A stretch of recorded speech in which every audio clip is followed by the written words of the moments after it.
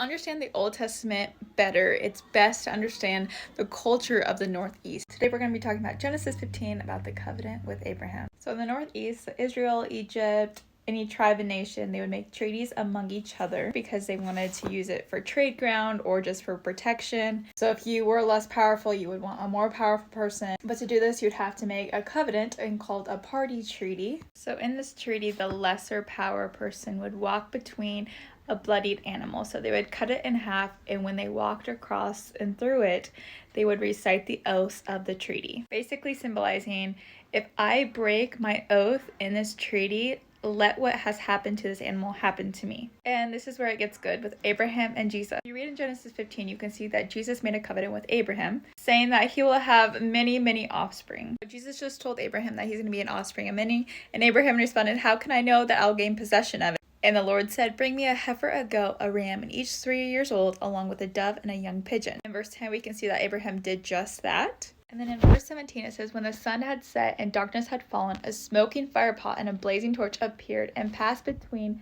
the pieces. You didn't know the fiery pot and the blazing torch was Jesus. And did you notice who passed through the animals? It was Jesus. Jesus was literally showing Abraham, hey, what has happened to these animals happened to me if I fail to keep my oath. Just right at the beginning of scripture, we can see the echo of the gospel. I stated earlier that the lesser person walks between the animals, but as we all know, God is definitely not the lesser person. God took our place. Even though humanity failed him countless times throughout scripture and today, it was his flesh that was torn on the cross to save us, because his love and grace goes beyond anything else.